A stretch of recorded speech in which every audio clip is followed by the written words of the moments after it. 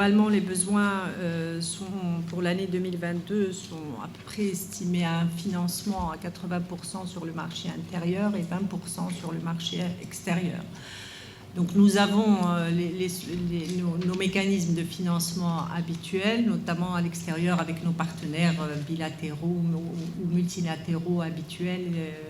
Évidemment, toutes les solutions sur le marché intérieur qui n'a posé absolument pas de problème, même ces 2 années en termes de crise. Maintenant, vous posez 2 questions précises. C'est à quel moment on ferait un appel, on va dire, au marché financier. J'imagine que c'est ça la question à l'extérieur et à l'emprunt national. Évidemment, ce sont des choses qui doivent être étudiées au bon moment sur les financements extérieurs. Nous avons vu d'ailleurs que courant 2021, ça a été fait au bon moment et c'est ce qui nous a amené à des résultats extrêmement importants avec, on va dire, des conditions financières extrêmement importantes et des taux de sursouscription importants, plus de 4 fois pour l'émission en dollars. Et donc, c'est exactement le travail qui doit être fait en toute responsabilité de voir comment se comportent les marchés financiers l'année prochaine et d'arbitrer entre des solutions internes et externes, on va dire, pour on va dire, les meilleurs équilibres et les meilleures, on va dire, conditions pour notre financement. La même chose pour l'emprunt national. Évidemment, l'épargne intérieure est importante dans les mécanismes de financement, mais il faut que ce soit opportun pour les deux parties, que ce soit, on va dire, d'un point de vue du budget de l'État, mais également pour les intérêts et des épargnants. Donc aujourd'hui, nous avons, on va dire, toutes les assurances que le financement de ce programme que nous vous présentons aujourd'hui sont assurés avec les mécanismes que nous avons aujourd'hui, avec les choses que nous avons enclenchées avec nos partenaires. Et les opportunités supplémentaires, pour les opportunités supplémentaires, nous sommes à l'écoute du marché, évidemment, dans les meilleures conditions, comme à chaque fois la direction du Trésor et l'ensemble des directions du ministère le font, vraiment dans des conditions importantes.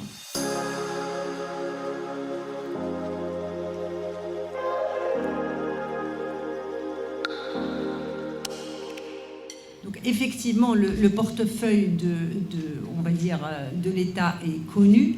Il se répartit, on va dire, en 2 catégories. On a des actifs qui sont là, qui ne sont pas, on va dire, directement productifs ou liés directement à l'activité des établissements publics ou des sociétés d'État.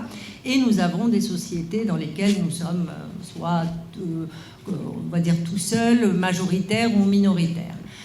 Sur celle-là, différentes situations où nous avons atteint des maturités en termes d'exploitation, ou alors nous sommes en période, on va dire, un peu plus, je ne vais pas dire de difficulté, mais de questionnement sur une stratégie, plus la crise. Donc typiquement, on a des activités qui étaient peut-être il y a 2 ans un fleuron de l'activité, mais à cause de la crise, je ne vais pas en citer une en particulier puisque vous allez reprendre que celle-là, mais chacun va deviner ce qu'il veut ou conclure ce qu'il veut.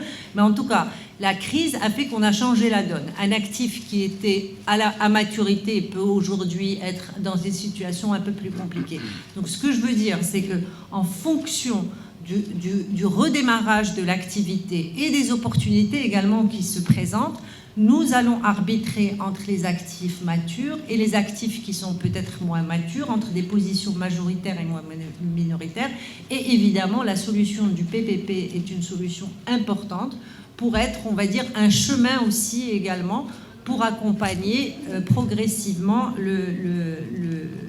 on va dire le parcours de cette privatisation. En tout cas, les chiffres, nous les avons mis au global, c'est 5 plus 3, donc on a 8 milliards de dirhams, et nous avons le confort nécessaire pour s'assurer que ce montant, en fait, pourra être réalisé au cours de l'exercice 2022.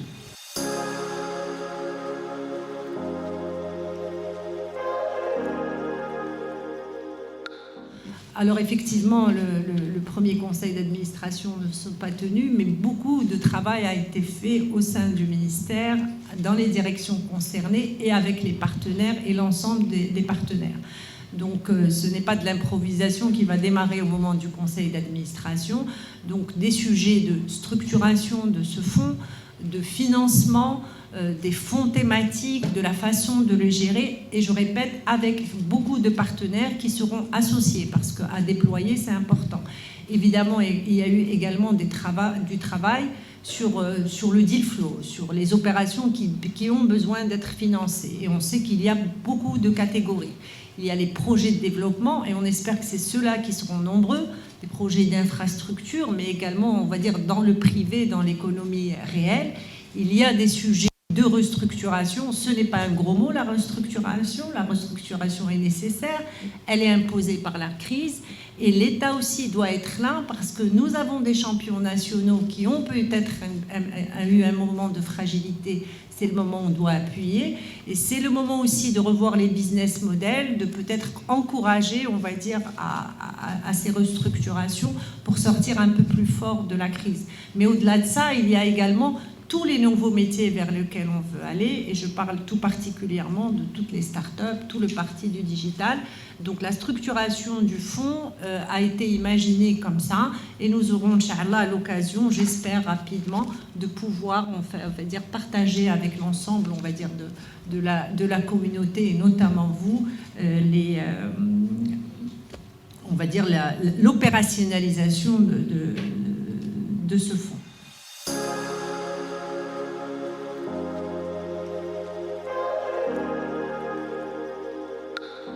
Il y a énormément de travail de préparation à faire ça. Évidemment, le CPU est une solution. Il y a énormément de discussions. Beaucoup de gens sont dans l'informel, et je veux dire qu'ils ne le sont pas tous par choix.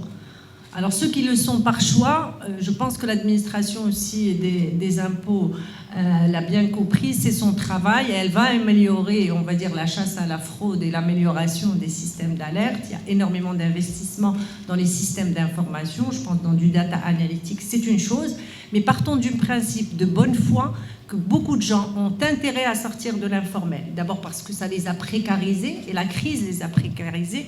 Quand le gouvernement a mis en place, et l'État a mis en place des mesures d'accompagnement, beaucoup n'ont pas pu en profiter, et pas parce que l'État a dit non, mais parce qu'ils n'avaient pas les structures pour. Donc la crise a probablement donné, on va dire, encore plus envie et mis en valeur le fait que l'informel n'est pas la solution. Et donc c'est pour ça qu'on commence, on va dire, par simplifier ce CPU. Il faut qu'on l'explique aux gens. Nous avons commencé un travail, nous devons continuer à le simplifier, à le rendre accessible, et c'est celle-là la mesure la plus importante pour on va dire, élargir l'assiette. Donc je répète, nous ne sommes pas là pour dire les gens ne veulent pas tous payer l'impôt, il faut qu'on le facilite, c'est extrêmement important, mais avec ça, nous élargissons les recettes pour redistribuer en vue de la protection sociale.